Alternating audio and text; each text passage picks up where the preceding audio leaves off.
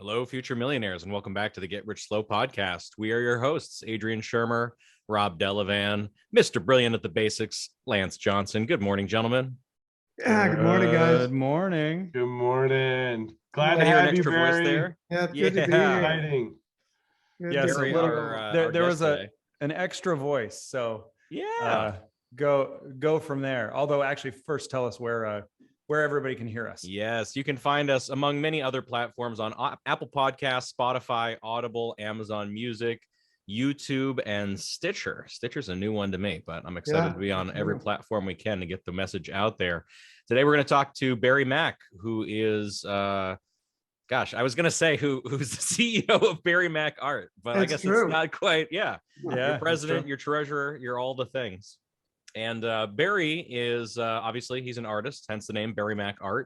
Barry's a local Portland artist with over 50 years of experience and has a career spanning the globe. Only 50 years. And I know. I mean, there's An bigness amateur. to all this. Like, you got globe, 50 years. Yeah. How many people can say 50 years about anything? I know. Actually, there was a birthday boy. I know it's like a week or 2 weeks late, but somebody here can say they're in their 50s. Oh, are you 50 referring to years this? Oh, you had I to might say be. that. So it's all good. Oh, by the way, he's not just global. I would say he's universal. Wow, thanks. Ooh. Yeah, right. Even We'll be better. the first one on Could be Mars. patrons out there. The digital world. Send Anyway, out some radio waves. oh man. So recap us, and there's a visual here for those of us who are watching the video. Yeah, this is spectacular. I think if ever there was a episode where I'm going to say, click the link description, find your way over to our YouTube page. We've had some fun images, but this is spectacular. This just Is this captures a straight out moment of in time. Starsky and Hutch, or were you on that movie, or what? This was his audition pictures. What year was this, Barry? Let's date you. Yeah, it's a good question. I believe that's around 71, 72. And Nice. I get old boy. And what year's the bike? Yeah, that's a good question. You didn't know What is that? harm. I can't. Is that a Harley? Yeah, it's a Harley. Okay. Yep. My dad and I were into bikes, and we just did a lot of tripping together. So that's actually his bike. I had a chopper. I was sitting on his bike, and we were getting ready to go on a road trip together. Nice. Yes, with the leather dress shoes. I love it. Yeah. I mean, it's and then I would be remiss if I let this opportunity go by. Those of us that are follically challenged, yours truly included, that's a hell of a head of hair there, Barry. Yeah. thanks. That was back in the poison days. No, even pre-poison. Even pre-poison, right? Yeah. You know, this was.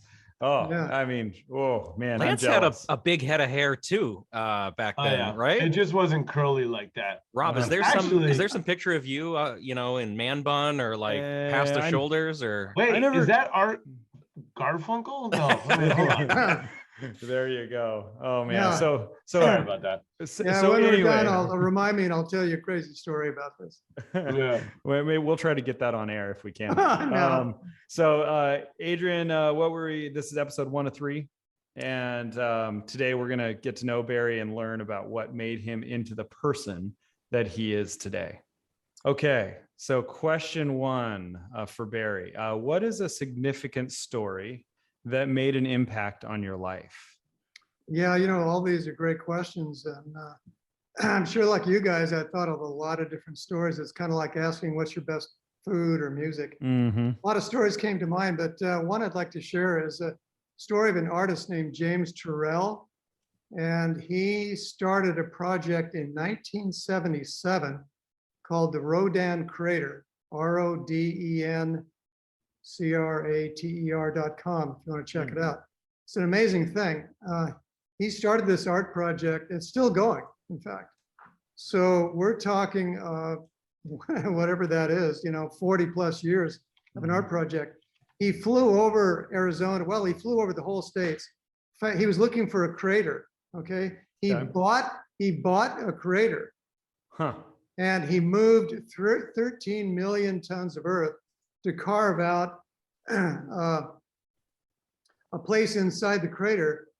And he put rooms in there where you can see various star events.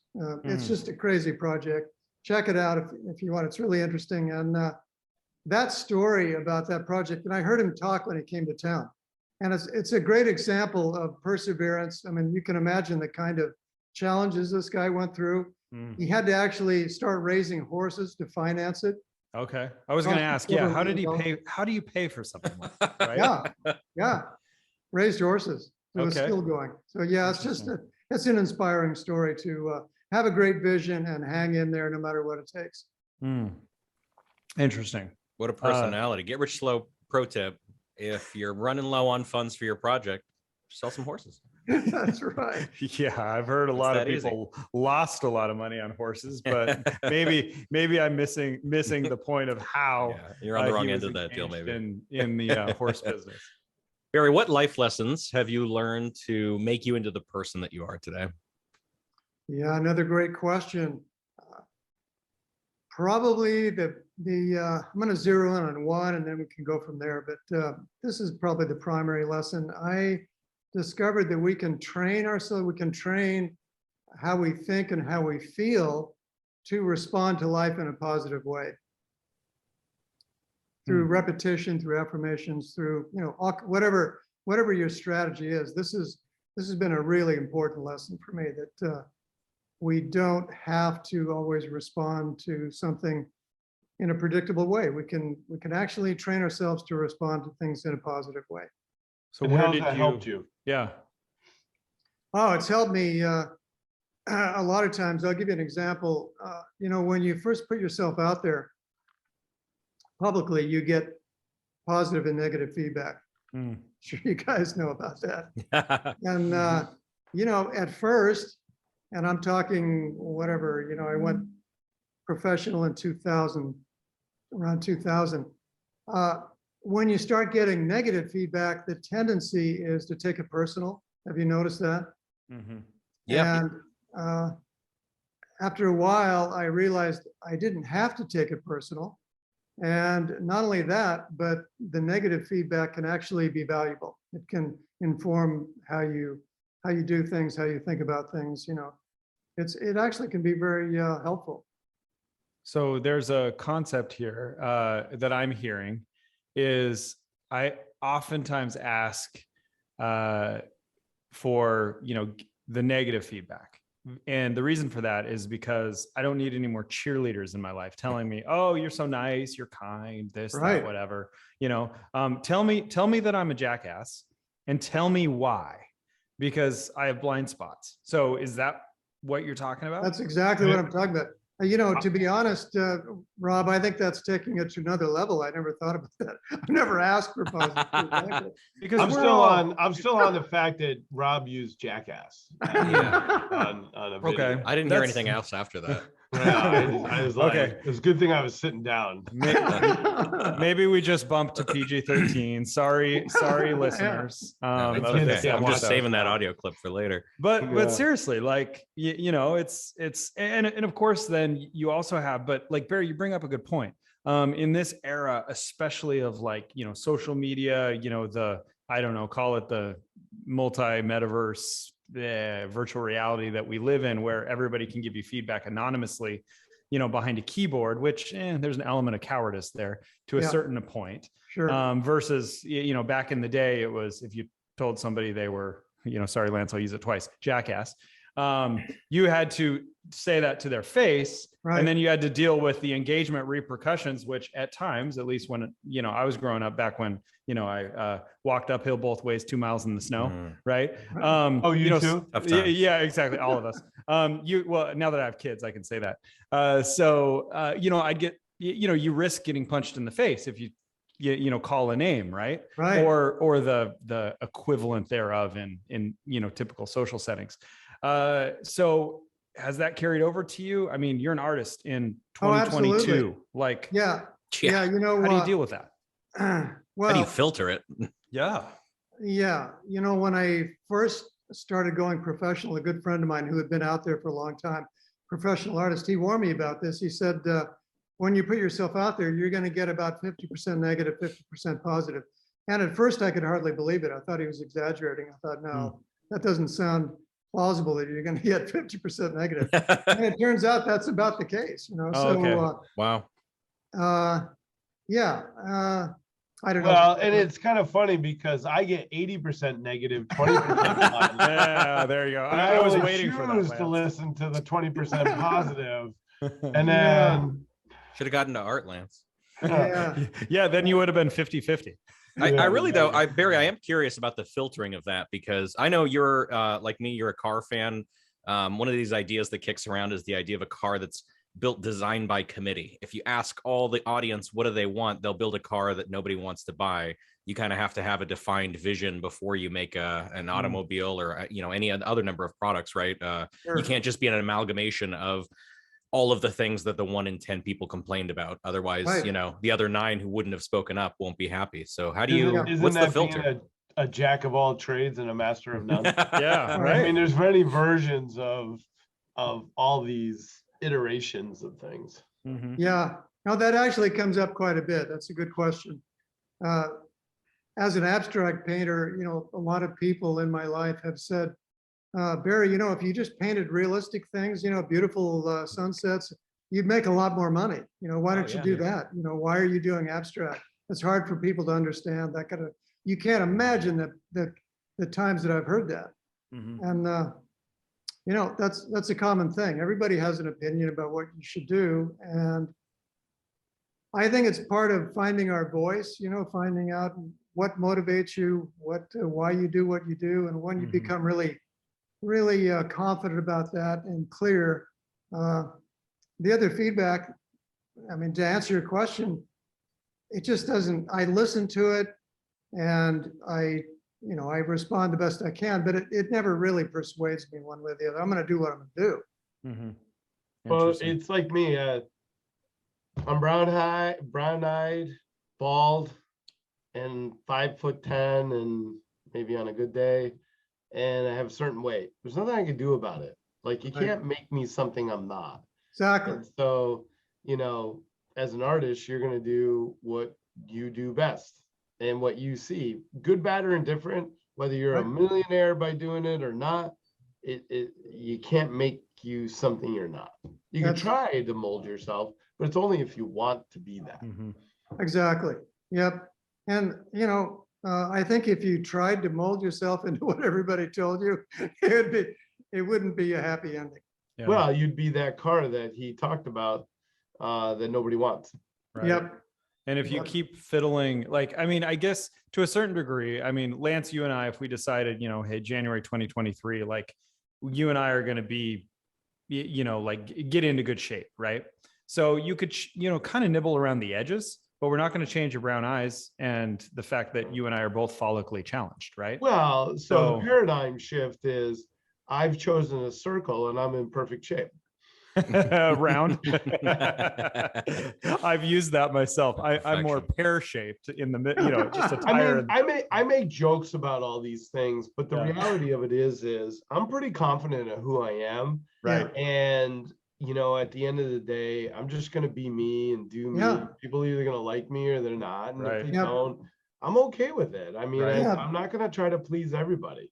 No. And but I think I am very misunderstood because I'm a New Yorker that's in West Coast, and there's just different styles of West Coast has different styles of communicating than East Coast.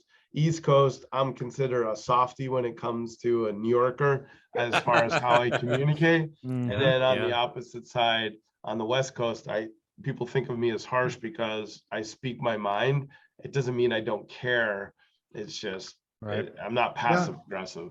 No, I know exactly what you mean, Lance. I spent the last, several years in New York, and I know exactly what you're talking about. It's a pronounced difference. And Based on style, is art different from West Coast to East Coast? I mean, is there absolutely. a style difference? yeah. East Coast art tends to be more, and I'm just going to generalize, okay. This is a very broad response, but East Coast tends to be more cutting edge, more experimental. I think because there's a little more money on the East Coast, people are willing to take more of a chance. So yeah, you find stranger things on the East Coast things that you'd Interesting. never see on the West Coast. Well, that's just in general. Yeah, but definitely as it No. If you've been on a New York City subway, there you go. You know just how strange it can get. There you go. I love it. Barry, this is I love this question. What have you learned about the past and how do you apply it to now? Give us some experience. Yeah, these are great questions, and kudos to you guys for coming up with these. A lot of them are very thought-provoking, and I decided to land on one perspective, and that's that we can change how we respond to the past. And this is kind of related to what we were talking about. But a lot of times we tend to think of the past as being locked in stone, that it is what it is. And really, the fact of the matter is the past lives in us in the moment, in the present. Mm-hmm. There is no past, really. It's all now. And a big part of our life is how we respond to the past. How do we feel about the past? And that can be changed. And to me, that's a really important bit of information. We can change how we feel about the past. And how do you do that? How do you apply it? If I have an experience that tends to create a feeling that I don't want, I work on that. I work on changing that. I'm sure I could come up with a million examples, but of course, no, I'm drawing a blank now. But a lot of times we have an experience where, it leaves you maybe discouraged or disappointed or whatever. Mm-hmm. And I know you guys can relate to this. And if you let that get to you, it can take you down paths that aren't the best, don't lead to where you want to go. So failure, self-doubt. Self-doubt, exactly. Yes. That can lead to, I can't, or like you said, oh, I can't change that. So then you start to internalize it, right? Yep, exactly. That's exactly what I'm talking about. Yep. And that can be changed. And then if you internalize it, now there's a slippery slope, right? A downward spiral where, okay, so there was a failure. That doesn't necessarily mean I'm a failure, but if you pull into that, then, your best self isn't going to show up. I think that one of the things I was reading the other day, or it was on a show, was the time that Michael Jordan got cut from the varsity team. He had to play JV. Yeah. And, his mom didn't complain. His dad didn't. They didn't blame the coach. They didn't blame everybody else.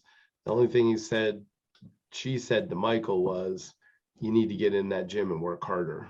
So he didn't have self-doubt.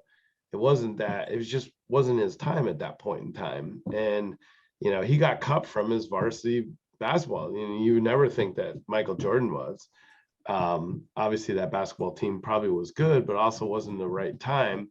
And he could have turtled and self-doubted himself, or go back to basics and get himself out of it. And clearly, obviously, history was written, right? So yeah, that's a great example. I just thought of another example that happened to me when I first went public. When I first did my show, I got some scathing feedback from somebody in the public arena, and it was published. Okay, and the gallery owner read the public review, and she was infuriated, and she wanted to actually call the person that put that out there.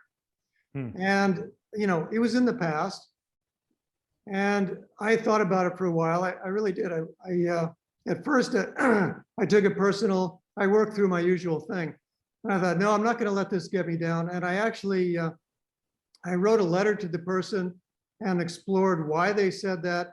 And I won't tell you the whole story, but fast forward, we actually became really good friends, and it's a beautiful relationship to this day.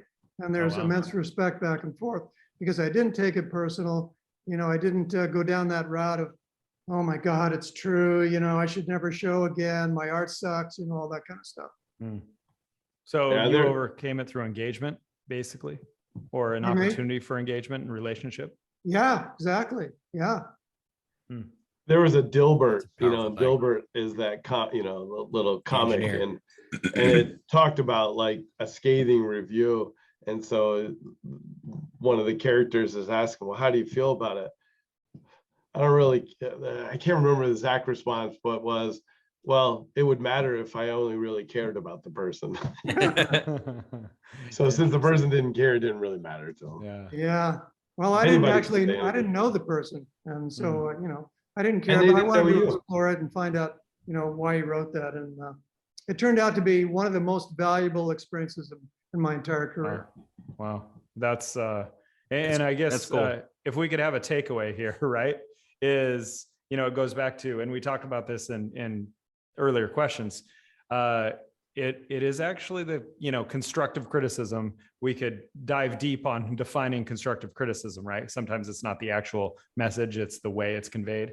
But let's just assume, you know, we don't necessarily need cheerleaders. We're all very nice people, kind people. We have great relationships with people around us. But man, obviously, Barry, it was that specific, sounds like pretty scathing criticism. Oh, that it demolished me. but you engaged, you leaned into it instead of, you know, ran away from it. Right. And, you know, when you have a situation like that, that basically taxes our character, but you lean into it and you're like, okay, tell me more. What's the growth opportunity here? Right. Yeah. And that's pretty cool. You know, And that says something about Barry's character, you know, is when you can take a hard hitting blow and become friends with that individual. Yeah. You know, words can be very sharp, hard hitting, and if you let it affect you negatively, it will consume you. Yeah. But in the other case, dealing with coping mechanisms that allow you to move on and therefore make a friendship out of that guy says something about your character. So. Yeah. That's pretty cool. So it's an important idea. And just the fact that your ego, you were able to humble yourself in that moment with, you know, we all have our ego, right? And ego isn't good or bad. It kind of has a negative connotation sometimes if you're not exploring it, but we all have an ego. And man, you know, like you said, Lance, character, that's brilliant insight. So yeah. Well, you know, just to wrap it up, as I'm thinking about this and listening to you guys, I've actually gained more from negative feedback than I have from positive. Most people do. So like in sports, you could win a bunch of games and you won't progress because you think you're doing everything right. But as soon as you lose one or two games, you start to really break down where the losses came. Yeah. And in what really broke down, you learn more from failures than you ever do from successes. Absolutely. And it's just a lot of times it's you know, it's how you approach those failures and understand to make you a better person and get back into the gym or the hockey or back in the artistry and try different things. And I think people sometimes just, you know, really, there's a gift that's given, but it's hard. But you got to look at that gift as a way that it's going to propel you. Yeah. That's incredible. So All Barry, right, guys. why don't you tell us about where we can reach you and stuff? Yeah. I mean, thanks, Lance. I'm on all the major social platforms. Feel free to email me, Barrymackart at Gmail. My phone is open, and barrymackart.com is my website, and also Sea Gallery in the Bridgeport area. Yeah. So why don't you tell us your phone number where they can reach you, so all the people that don't see the PowerPoint, you know, they can jot your number down. Yeah, 971-348-1890. Awesome. Great. Thank you. And thank you, Barry Mack. Barrymackart.com is the website. Check our show notes to learn more about Barry Mack. Learn more about the three of us as well. Links to our websites in the description. And the Get Rich Slow website as well, where you can join us in the hub of information for what we do here. We've also got some events coming up. I think we've got that here. ROI-FA.com/events is the best way to find out when our next Learn and Grow event is. We do some of the wine events as well at that Lake Oswego office. I know we've got a Learn and Grow coming up August 12th, the Summer Bash on the 20th of August, and then again, I know it's early, but get them done early so you can get those Christmas cards out. Photos with Santa on November 12th. Nice. Love it. Looking forward to, not even Christmas in July here in June. Love it. Thank you. Thank you so Awesome. much, Barry, for being a guest. This was actually, looking backwards and gleaning wisdom from you. This is, it's interesting where the conversation goes. So thank you for sharing your history with us.